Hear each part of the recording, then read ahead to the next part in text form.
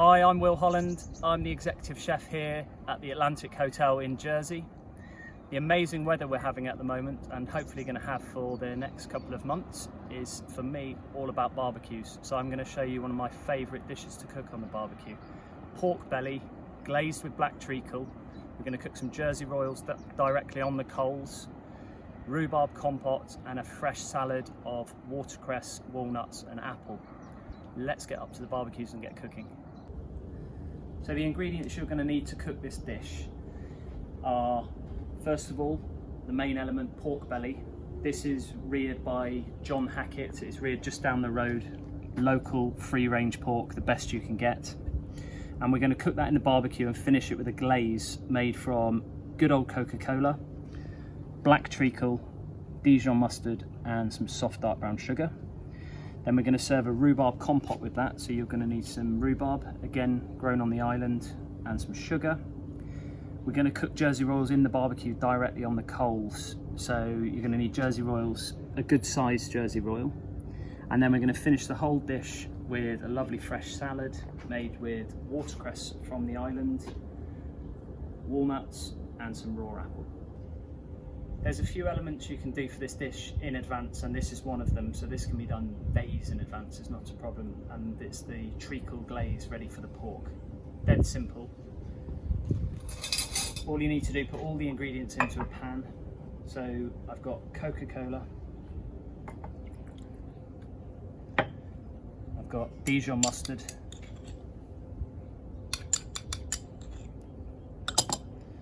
I've got some soft dark brown sugar, and then I've got the black treacle itself.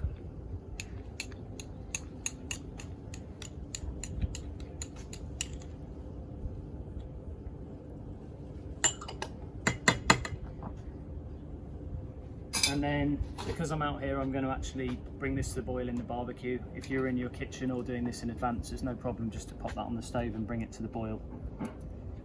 Pop that on there, bring it to the boil, and that's it, it's done. So that's come to the boil. I'm going to take that out of there, and then all you need to do, just give it a quick whisk. Make sure the sugar's dissolved, make sure the mustard's evenly distributed, and that's it. I'm just going to pour it into a small container, and like I said, this can be done in advance. You can just pop that in the fridge and keep it for when you need it. Another element that can be done well in advance is the rhubarb compote. Dead simple to make, you just need rhubarb and sugar. This is grown on the island. The farm where we buy our Jersey Royals from, they actually grow this as well, which is quite nice, so we get the potatoes and the rhubarb from the same place.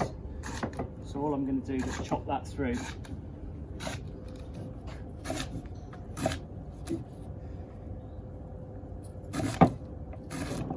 This is going to cook right down into a kind of compote puree, so it's not very important how it's cut up. It's just kind of like roughly chopped is absolutely fine.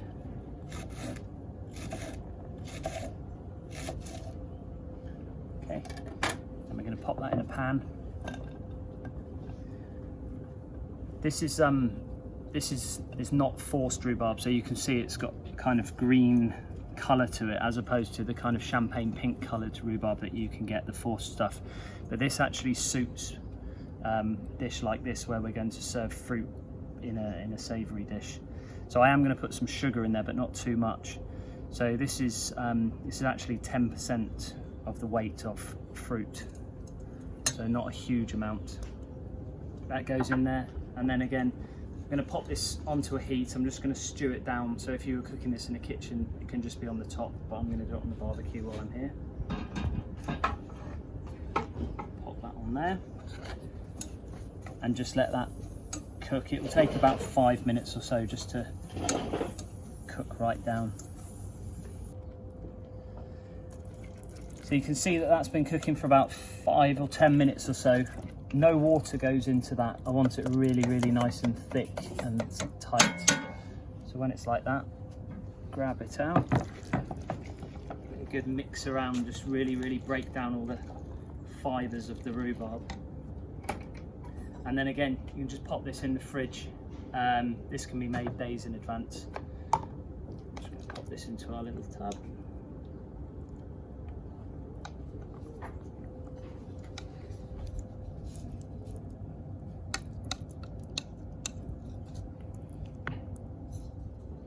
So we're going to move on to actually cooking the pork now. So this is pork belly.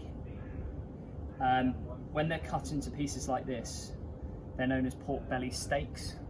If you want to buy a whole piece of pork belly like I did, then that's no problem. So all I've done is just removed all the bones, I've removed the skin, and then I've cut them into these big pork belly steaks. They look like huge rashers of bacon basically. So this is just one portion. I'm just going to cook one to show you. So the first thing I'm going to do is just very lightly cure this. So it's kind of seasoning it, but it's also just drawing a bit of water out of the pork. So using some best quality Jersey sea salt, just lightly season all sides of this. So fat side, turn it over, get a bit of salt on the flesh side, pat that on.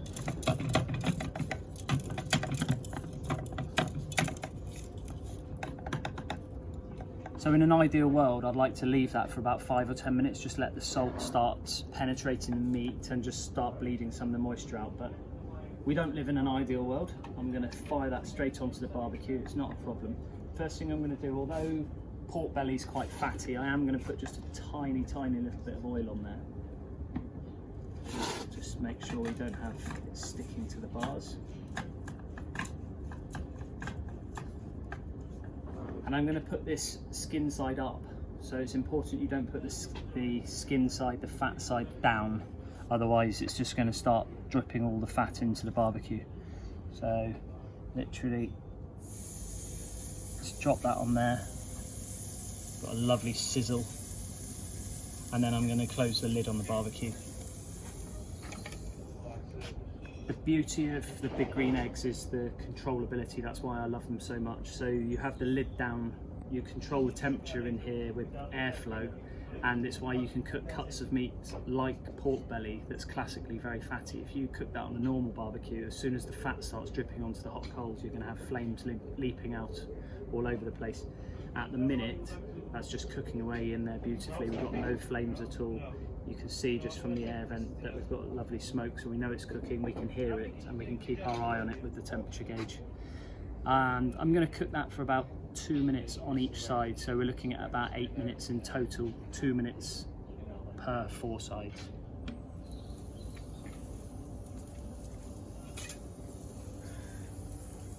So our pork belly's had about 2 minutes on the first side. Just going to ease that off. Turn that over, and you see that lovely kind of barbecue caramelization on there. As soon as you've got one side that's cooked, we're going to start glazing it with our treacle glaze. So just take a pastry brush and just start painting that on. The secret with this glaze, and well, with any glaze really, is just little and often. So you don't want to go putting huge amount on, just build up the layers and the layers and the layers. So paint it once, pop the lid down, forget about it for a few minutes, open it. It's a labour of love. Just keep putting the glaze on and you just build up these layers. It's like painting almost, you know, you put your undercoat, then you put your first coat, second coat, and you're just building up that lovely layers of flavour.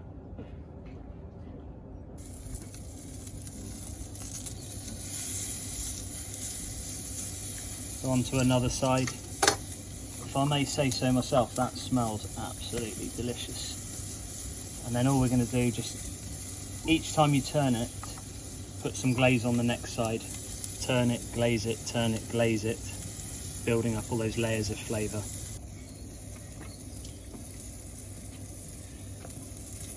So one more turn. You can see that you've got the combination of the crispy pork fat, and then you've got the kind of caramelisation of the black treacle glaze and the Coca-Cola and everything.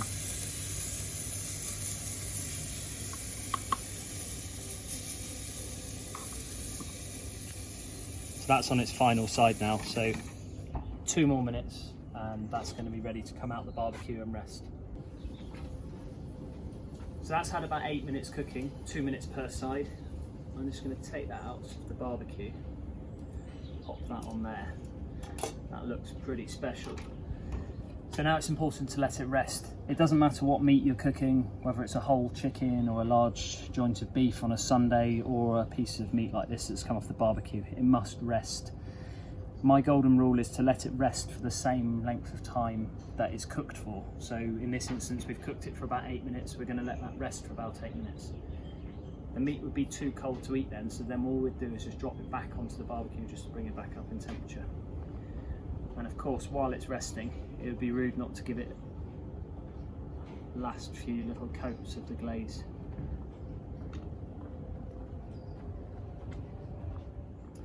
Okay, moving on to the Jersey Royals. So I've got large Jersey Royals here. I've parboiled these just in salted water so they're cooked, and then we're going to finish these in the coals on the barbecue. This is a good bit of fun, but it adds a lovely flavour to the potato. So you need some long tongs for this job. Barbecue can't be too hot for this, obviously, because you're going to put the food directly on the coals. So all you need to do is just take each potato and then drop it directly onto the coals. So kind of like the embers of the barbecue. If the barbecue is too hot, then obviously the potatoes are just going to burn, so we're looking for a nice charred finish to the potatoes. We're not looking for them to be completely burnt. Then close the lid. They're going to need about 30 seconds each side, that's it. Just have a little look at my Jersey Royals. So you can see they're picking up a lovely char, so they're not going black, they're just picking up a nice char because they're directly on the embers. So I'm just going to grab Jersey Royals out, pop them straight into a bowl.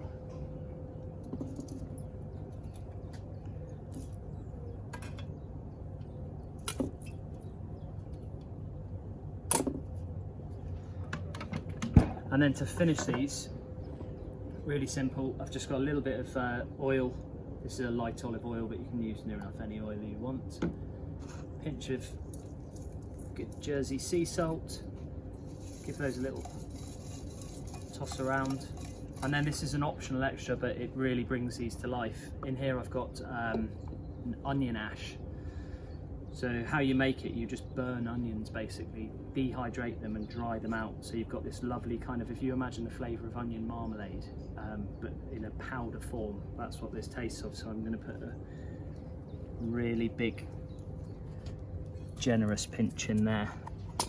And again, just roll those around and they're ready to go. So we're near enough ready to finish the dish. All I need to do is make the salad. While I'm making that, I'm going to pop the pork back in the barbecue just to warm through. It's beautifully rested.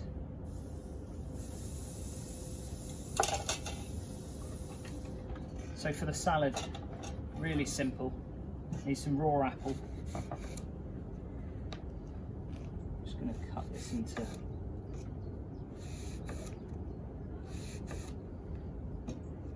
little strips.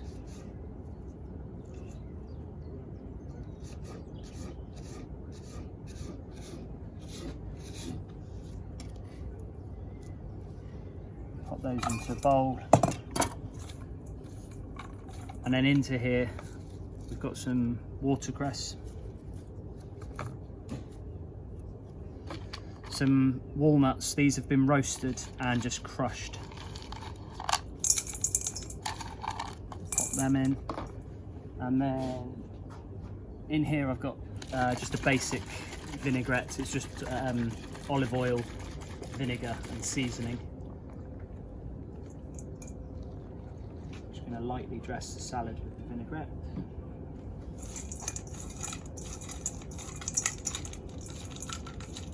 Mix that together.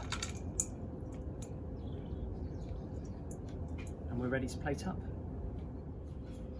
So it's time to plate the dish, bring all of our hard work and love together.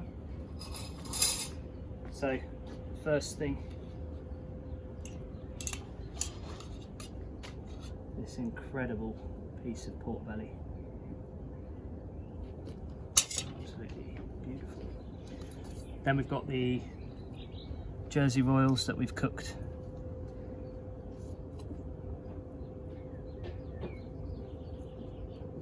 And the embers on the barbecue.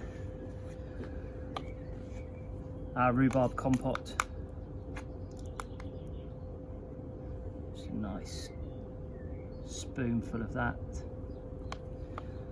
And then finish it all off, the watercress, apple and walnut salad.